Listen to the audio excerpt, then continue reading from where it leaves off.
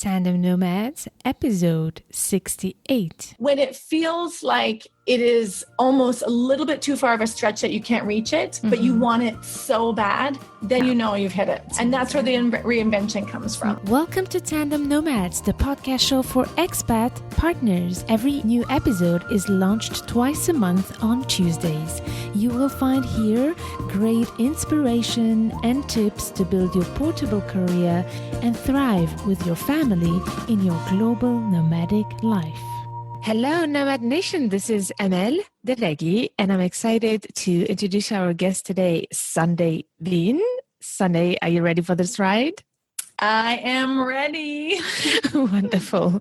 So Sundae it's the second time that Sundae joins us on Tandem Nomads, and this is really great to have you again here. In the previous episode, number 28, we discussed how to deal with uncertainty and high security risks. It was a really great episode, so don't hesitate to check it out, number 28. And today's episode is about how to answer the question that I've been asked many times by other expat partners, how to start from scratch, actually, what to do when we have no idea. We know we have to reinvent ourselves, but don't know where to start. So Sundae Schneider-Bean comes from the United States. With her husband and kids, she lived in Switzerland, Burkina Faso, and today she lives in South Africa. Sundae is an intercultural specialist and coach. She has helped individuals from over 40 countries go through transitions and change. She also works with multinational companies and NGOs to support their employees. So, Sundae, this is a very, very brief summary of who you are. Is there anything I missed, and what's happening in your world today? Okay, well, thank you for that introduction. I think, beyond the professional side, I'm a solution-oriented coach and intercultural specialist, but I'm also someone who's lived abroad since 1998. I am a mother of, third culture kids. I had to reinvent myself the beginning of 2000. So I've lived this experience, and I can say the good news is that I've learned a lot personally along the way. So not only do I support people professionally with that, but I've sort of had to sling through the mud myself, so to speak. Definitely. Yeah, and what's happening in the world today? I think we're in South Africa. It's gorgeous today. There's cloudy skies, which when you live in a sunny country is not a bad thing. And I'm getting ready to fly to Europe to go teach leadership competencies to top talent. So I'm really excited about that. Exciting. This is really fun. Okay. So, you know this expression that says a problem is half solved when it's well defined. Yeah. And I was wondering if we could define a little bit the type of challenges that expat partners usually go through, and where do they come from? Why is it so complicated for expat partners to have to continue their careers and find their fulfillment? Okay, so I think, it's hard to say there's one or two types of expat partners because there's so many national geographies and professions and all that. So yeah. I'm not going to make claims that I can talk about, there's one way for everybody, but I'll just speak from my experience with my clients.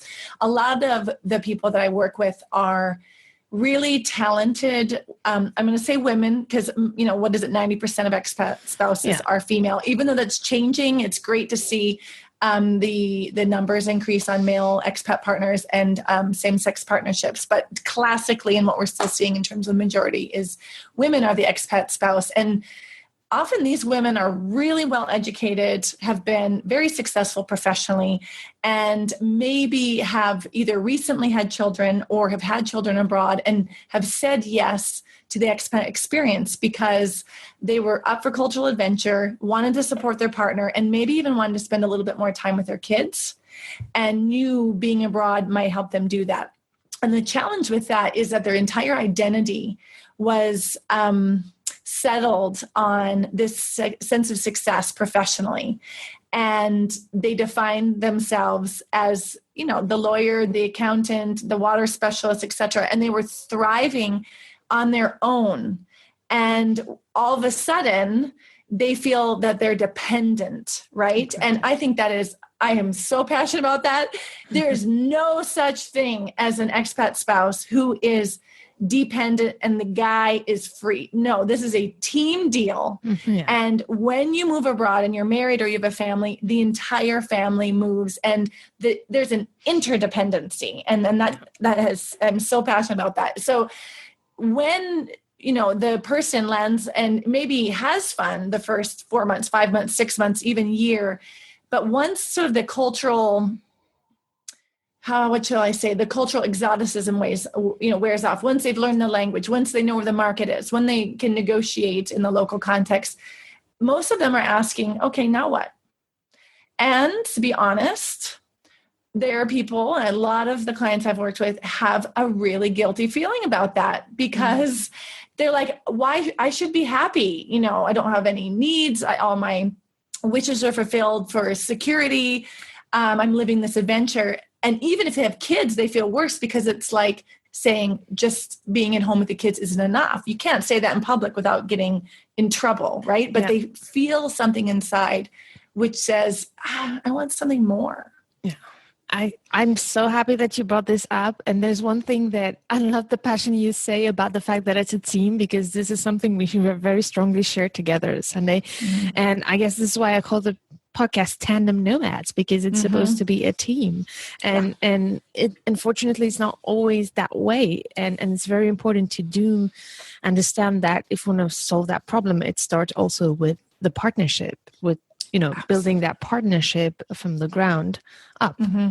Yeah, I'm so passionate about that. I'm afraid if we keep going, I'll totally get off on a different topic. But no, it is, and it really does begin because, and this question is relevant about reinventing yourself. This tandem relationship is relevant because, if you go abroad and you've given up your career, so your partner can be a director of an NGO, let's say, and you were, let's say, a lawyer, an accountant, or a nurse, or whatever you were, this is not just one person's problem. Yeah. Because you as a team decided to go abroad. So the unit needs to look at, okay, half of us has to reinvent themselves. What kind of support do you need?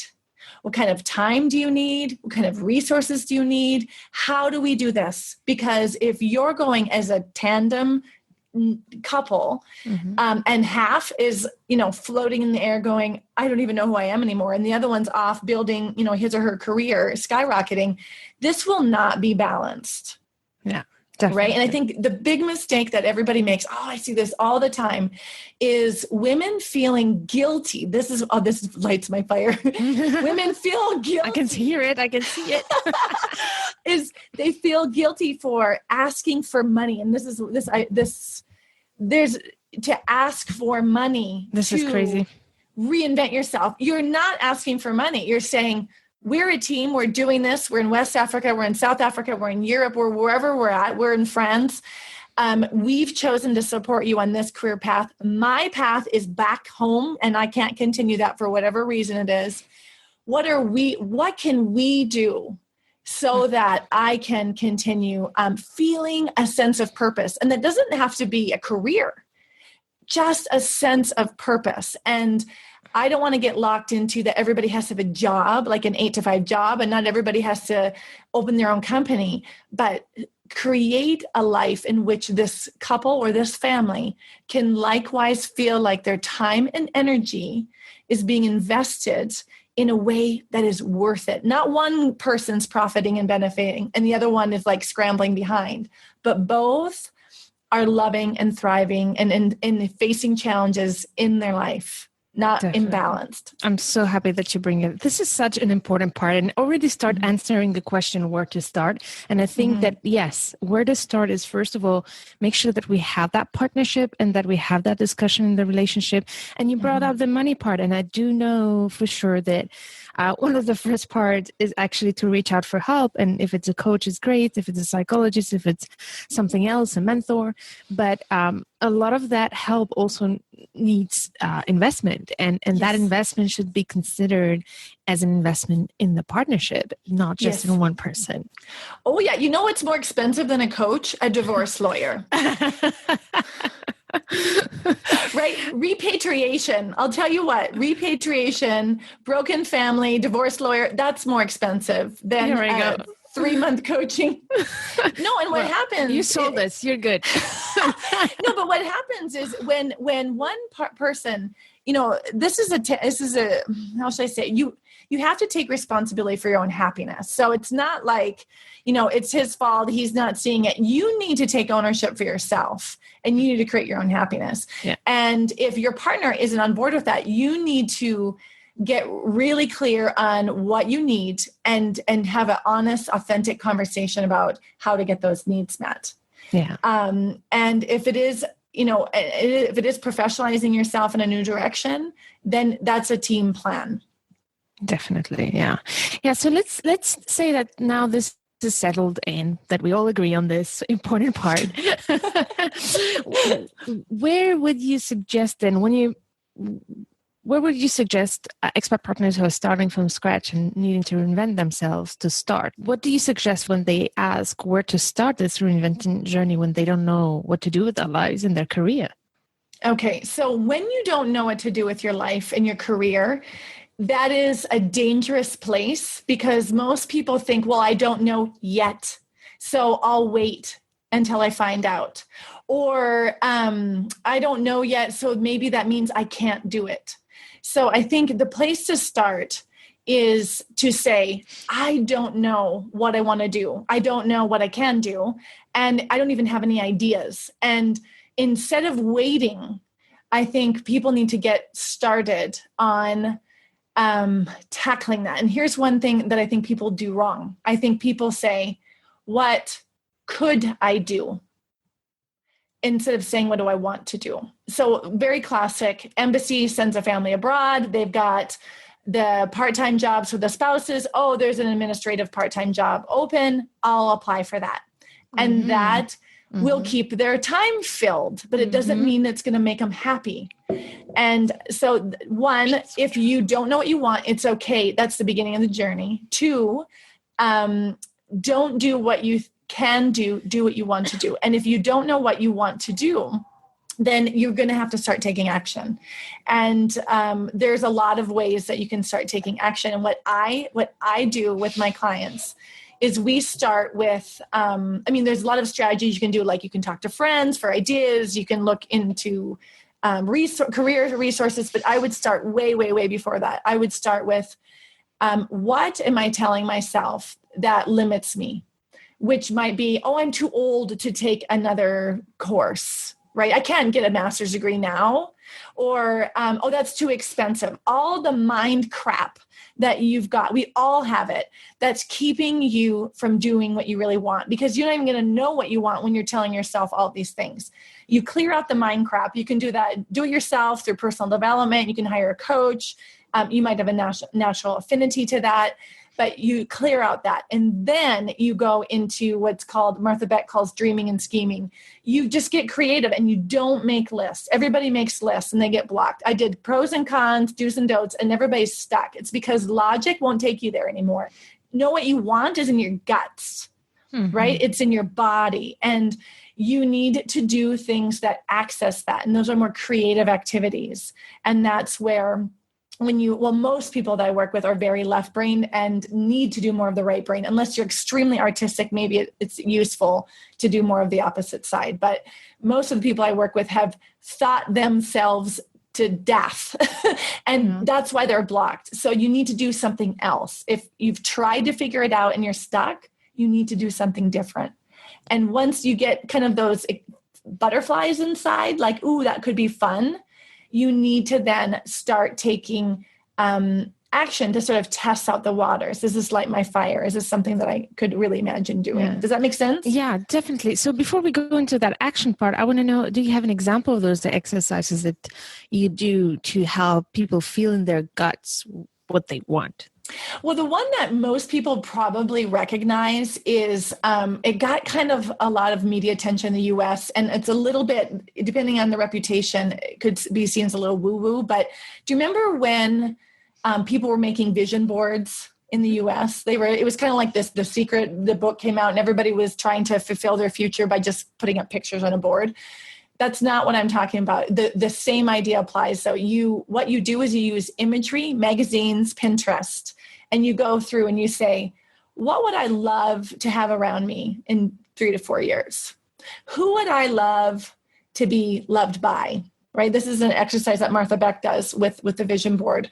What would I love doing? And you don't think about it. You use images and things pop up. And I'll give you an example. I had this amazing client. It was a male accompanying spouse. And he was an archaeologist for years. And then he was a high-level manager in a hotel doing all these things. He ended up retiring from that, and his wife took the lead. And he was going through the vision board and through the images. And he created this board of all these images that just sort of struck him. And he realized that he wanted to dig up old passions that he had for archaeology. As another male accompanying spouse that I had was going to get another like MBA, and he was a very accomplished professional. He ended up deciding, oh, I actually want to just cook with my kids and garden. This is something they had in their head before we did it. But afterwards, when they looked at the images, their whole body said yes when they saw it. And that's a way to draw you out of your left brain and get you into your body, get you into your guts.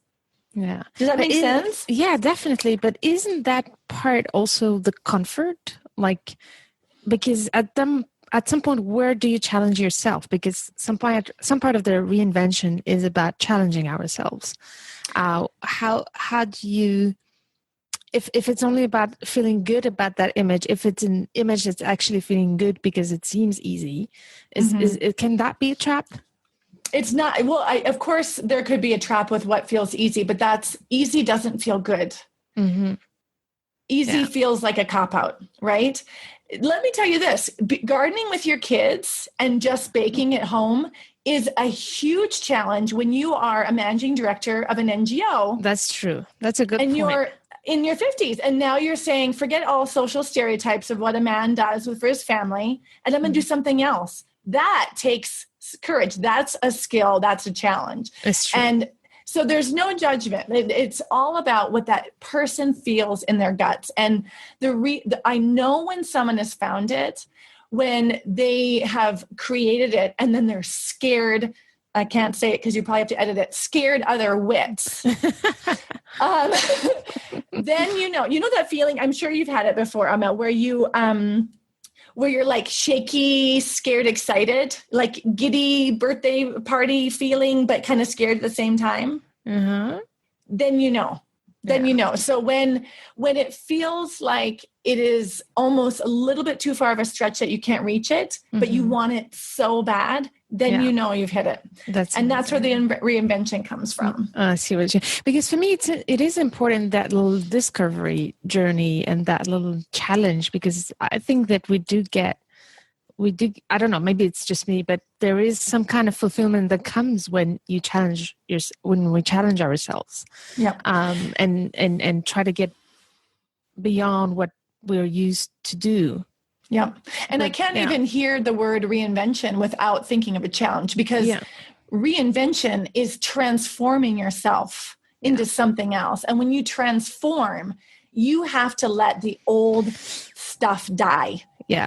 The old securities, the old patterns, the old ways of doing, you have a lot of learning ahead of you. Which is not easy, yeah. No, and that's the whole thing. If you're going to really reinvent yourself, you have to be ready for that transformation. And that's not going to be comfortable. It's going to be great, but it's not going to be comfortable. Yeah. So what about now? Let's say we did that exercise. We found what we wanted to do. By the way, I love that you did insist on that. It's not what you are going to do, but what you want to do. And it is true, a lot of expat partners are going to take the first job that comes in just to fill their time.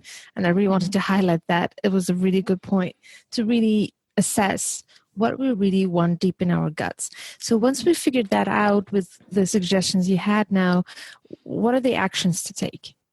So once you find that thing that makes you excited and kind of scared, then we let the left brain come in. We're like, come on back. We're ready to rock and roll. And you make a methodical plan. And you say, okay, if that's what I want, how do we get there? And then you just do the 1,000 steps from the goal backwards, right? You do all of those steps, plan them out and say, what does that look like? So if you say to yourself, I had one client who did very much the thing of, I had the following jobs, right? The spouse who works in the embassies, over and over. And she said, you know what? No, I want to be a personal trainer. Okay. That's not taking an embassy job anymore. I want to be a personal trainer. How do I get there? Right? You become a certified personal trainer. Okay. And then how do you become a certified personal trainer? You find a credible place that will do it online because you live abroad, right? So then you just do the work backwards. And that's the easy part. The plan is the easy part because then you can see, well, what do I want to do? How do I get there? And you might have challenges. You might be, I don't know, you might be living in a place where internet is slow, or you might have a huge family gathering right during the exam time. Like you might have to get creative around how you make that happen. And once you have the plan, you take the first step. Yeah. And actually, that's a very good point. And one thing I want to integrate in what you just said, that what we said at the beginning, when we make that plan, that's also the part where we include our partner in supporting us and making it happen too. Right. Because and you better, because they're involved in the finances, the timing, the childcare. You're right. Yeah, because some of them do have to take care of the family, and they need to negotiate that time to be able to take care of their plan. So very important to include our partners in this action plan. Yeah. Okay. While we do that action plan, there are ups and downs, and that plan can take a while, a year, 2 years, maybe. Yep. I think it's important to bring it up, and that patience and resilience that we might need to go through that. So any insights on that? Oh, yeah. So this is what I'm laughing about, because what I'm going to say won't sound easy to hear. But believe me, it's worth it. So when you make the plan, it is going to be hard. Things won't go as you planned. You will come across boundaries, barriers.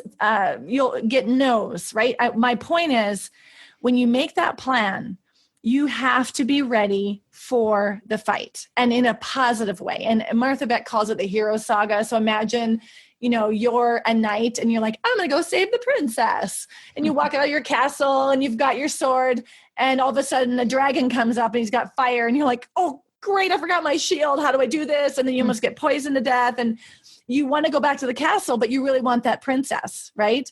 That's real life. No one we know, no one successful has ever reached what they wanted by having it be easy peasy, lemon squeezy, right? Definitely, yeah. So this is why I want to say that, because if you start getting hard, like it starts getting hard, you might think it was a wrong thing.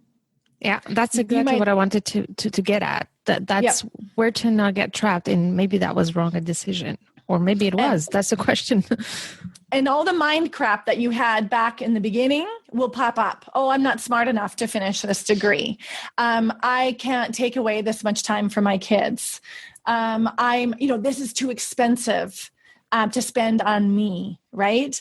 Those lies will pop up if you didn't do the work in the beginning. They'll pop up again. And if you're feeling tired and vulnerable, they'll probably pop up again anyway, right? Because we're human.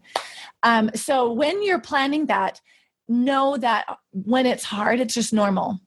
And all you have to do is the next step. That's all you have to do. You have the plan, you know where you want to go. Just do the next thing. And tomorrow you can deal with the thing number 2. You know what I mean? Day by day. And maybe another thing, what you talked about, the relationship, I would say you need to have a very strong relationship to when you involve your partner and you go through that journey. But I would also advise, look outside of your partner for support on this journey. Other expat spouses, other entrepreneurs, other whoever, whatever realm you're in that you're trying to go towards, because you're going to need support. And maybe your partner is dealing with their own stuff, or maybe, and this is a dynamic I see a lot with men and women, if you're struggling, your partner wants to fix it. Or your partner might think, you brought this on yourself, or it's your fault. It depends on the dynamics of the relationship. But you might want to think about, resilience. One important factor of resilience is a support network. Mm-hmm. So places like Tandem Nomads online, you can go and say, listen, you guys, I'm on my journey. This is hard. I need a cheerleader, right? Reaching out in groups like the Triangle group. There's a lot of places you can go. Mm-hmm. So people will cheer you on. And then face-to-face relationships that you have of people who understand and are not threatened by your journey. Yeah. And I think that's important it's a topic that I really try to insist on, finding that support group and do reach out to people. I wouldn't have been able to do half of what I've done if it wasn't through online support with online groups. And this is the great thing about our global nomad life. And if we don't, embrace technology and online support, we make it difficult on us. And I think it's really important to embrace that opportunity we have to connect with people, even those we don't know personally. Yeah, who can bring that support. Sure. Yeah. Wow, that was a lot covered so efficiently. So I just have one question though before we say goodbye about this whole resilience. And how would you make the difference between being perseverant and being stubborn? Because there are sometimes, I think, the journey is also about trial and errors, and it is okay to sometimes start something and realize it is not the right thing. The question is, when is it giving up because it's too hard, or when is it just being stubborn? You see what I mean? Oh, yeah, that's a good one. So resilience, when you're, okay, so I hear there's a couple of terms I'm hearing. I'm hearing resilience, I'm hearing perseverance, and I'm hearing stubborn. Yeah. Right. Where do you make that difference between I have to persevere because it's hard, but I'm going to make it. And and then you have others who will continue, but maybe it's actually not the right thing for them. So how would they know if it's the right thing or not? Okay. So the way I look at resilience is the ongoing process of performing and recognizing that you are organic matter, like you need to sleep and eat and rest, and that you incorporate rest and play in your life, not just work. So resilience is keeping strong by having a healthy lifestyle, a strong support network, and doing the mind work to clean out your negative thoughts. Mm-hmm. That's all resilience. Okay. When people and then perseverance is that sort of focus on, if I come across a challenge, if the dragon wants to kill me, I don't give up and I go for it, right? I give it my all. That persevering, if I get knocked down, I get back up again. Those are the ways I think that goes. Being stubborn, I think that's an interesting one. I think you're being stubborn, and when you want something inside your body, but your head is doing the opposite. Mm-hmm. So, for example, I know clients who are very creative and would love to go into a more artistic realm. Their body says, I need to be an artist, right? But their head says, no, I need to be responsible, and I need to stay an accountant, and I need to, bring in as much money as my partner does. And they keep going, but their head is saying something different than their body. Mm-hmm. And stubborn, I think stubbornness can be a good thing when you're like, I guess I don't see the difference between, it's hard to say, like in a relationship, you can be stubborn because you're not budging, you're not listening, you're not dialoguing. So stubborn in your own path would be, you're not listening to your body. Mm-hmm. You're not listening to your relationships, the people that are most important to you, in terms of not doing what they say, but listening. So I guess that would be just spontaneously what comes up for me. That's a very good point. Yeah. I like the way you did. At the end, it's like being honest to ourselves. Are we continuing because we know it's going to work, or are we continuing because we're so scared that it's not going to work? And then if we stop, we won't have anything to take care of or something like that. You see what I mean? Mm-hmm. It's like, right. I started this whole project and I've been on it for a year or two. And now if I give it up, oh my God, I have to start all over again from zero. Mm-hmm. I think it's about, are you coming from a place of clarity, or are you coming from a place of fear? And Definitely. If you're coming from a place of fear, you're probably being stubborn. Very good. Oh my God, we did answer the question. Here we go. We give you such tricky questions. It takes me a second. It's good. We worked on it. It's good.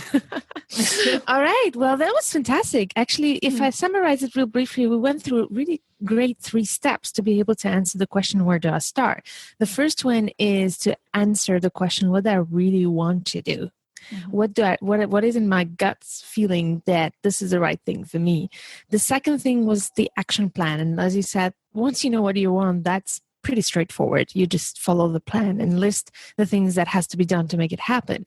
And the third part is what we just discussed about, is all this journey and these ups and downs and dealing with resilience and making sure that we do surround ourselves with the right support system to be able to go through this journey. So that was really great, Sundae. Thank you so much for these great tips. My pleasure. If I can just reinforce one point. It is so critical that you do the work in understanding what you really want, because if you're off base there, all the planning and all that hard work is for the wrong thing. Oh, very good point. Very good point. So what do you have, before we say goodbye, do you have some resources to suggest, some online resources or books? Well, I think my go-to, it's kind of where I started my own journey, and also as a coach. One of my mentors is Dr. Martha Beck, and she wrote Follow Your North Star. And that is, if someone is ready to sort of soul search and find out, what does society say I should do, and what do I really want? They want to untangle that mess of what do I really want. She's got massive resources there. And the Hero Saga, that sort of language also comes from Follow Your North Star. I would say start there. I do have a podcast coming out very shortly. Cool. My part of that is to help you, of course, adapt and succeed abroad, but to get through any life transition.